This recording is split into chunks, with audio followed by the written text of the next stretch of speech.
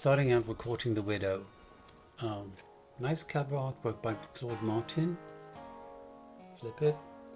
Stefan, or is it Heidi Sverrin who took the picture? I can't remember now.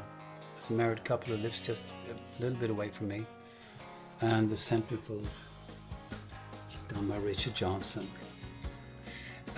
What can I say about this album? I was being opportunist, I can say.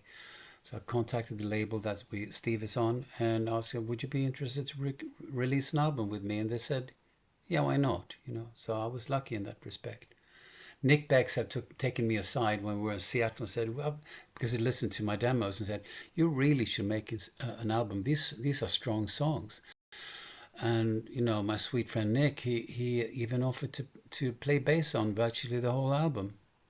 And he played for free, just to help me. So sweet. And so I have him and Jonas Reingold on bass. Jonas is on 2 tracks. Those songs are To Turn the Other Side and Where the Martyr Carved His Name. The rest is all Nick.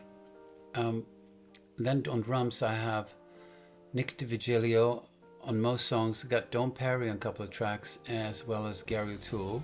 Roger King on keyboards. I'd say Roger on piano. I think I handled the rest of the keyboards on the album. And then we have Rob Townsend on soprano sax and flute. Who else do we have? Steve Hackett and myself on guitars.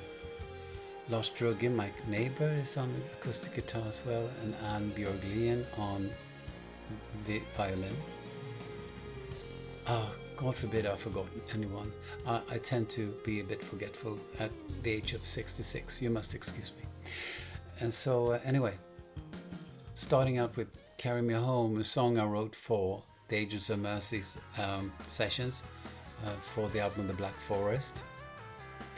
That was written in 2010, so that's like 15 years ago, and we recorded a version of it. I can't really say that it went the way that I wanted it, but it sounded kind of cool. But at the end of the day, I just remember they thought it was too sweet for the whole picture where we were with the band at the moment, because The Black Forest is a rather heavy album, much heavier than Carry Me Home. So it was scrapped and I kept it for myself, which I think was a good thing. The song Courting the Widow, I started to write that I think in late 2008, maybe early 2009. It was just before my mother passed away. She passed away in February of 2009 at the age of 68 from cancer. It was rather sad, but that's so long ago now. I finished writing the song after she passed away, and for some reason I saw a widow in front of me, sort of a symbol of death, I guess.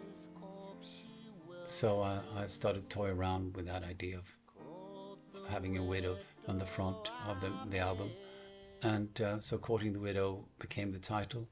Anyway, to continue, Echoes of Aquabet and To Turn the Other Side, paired with Where the Martyr Carved His Name, those 3 songs, I had them up simultaneously with exactly the same sounds.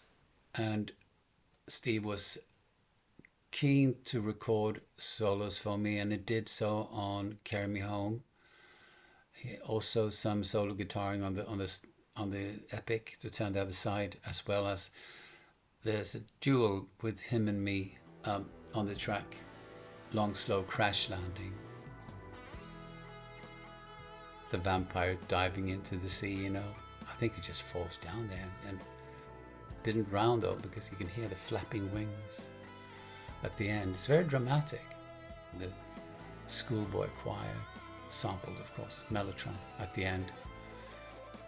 Don Perry playing really nice drums on it, and Nick Beggs on fretless bass. That is one of the strongest songs, I feel. It doesn't contain too much information, let's put it like that. It's a good track. Nick Beggs' favorite track is Ship's Cat.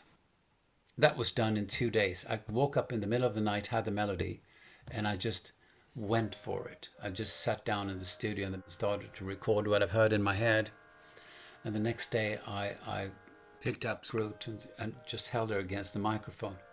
Moan, baby, moan. Sing for me, you know. She was so adorable.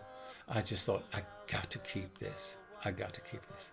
And this is so long ago. And she's still around, you know. She's 14 years old now. Absolute darling. She keeps on bringing in nice little gifts for me now. She had a break about a year and a half, but now she started doing that again. Killer. That's what she is. I don't know. I think maybe that's it for Courting the Widow.